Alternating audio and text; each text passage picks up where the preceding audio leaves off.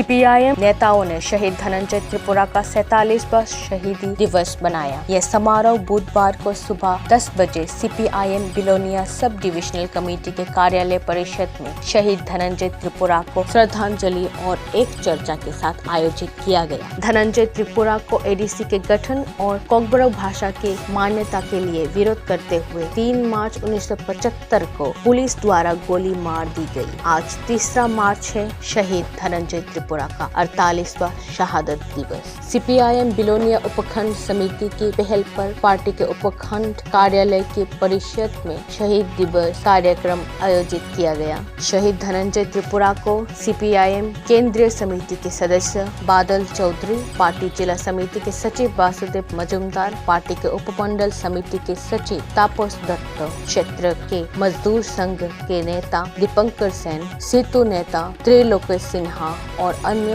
कार्यकर्ताओं ने श्रद्धांजलि दी। श्रद्धांजलि के अंत में मौन शहीद धनंजय त्रिपुरा के मन की शांति के लिए रखा गया। मौन के बाद सीपीआईएम केंद्रीय समिति के सदस्य बादल चौधरी ने उस समय की घटना पर चर्चा की और कहा कि वाम मोर्चा सरकार के सत्ता में आने के बाद जनजातियों की रक्षा के लिए कानून बनाया गया था। आज गीतों को विफल करने के लिए एक के बाद एक कदम उठाए जा रहे हैं और राष्ट्र और जनजातियों के बीच नए विभाजन बनाने के लिए सभी प्रयास की जा रही है। इसका विरोध करने के लिए एकजुट होना चाहिए। एडीसी चयन सामने है। ये चुनाव सिर्फ आदिवासी चुनाव नहीं है। सीपीआईएम केंद्रीय समिति के सदस्य बादल चौधरी ने ऐसा व्यक्त की कि वामपंथी सरकार सभी जनजातियों और जातियों के लोगों के हित में एडीसी में फिर से बनेगी।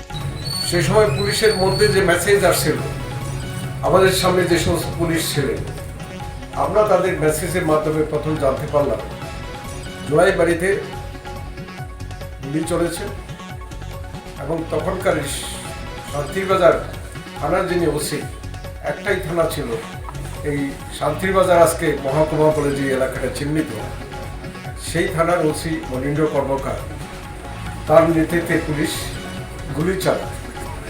আজকে যেখানে আমাদের জোলাইবাড়ির পার্টি অফিস ঠিক তার সামনে তার একটু অদূরেই হচ্ছে জোলাইবাড়ি তহসিল অফিস।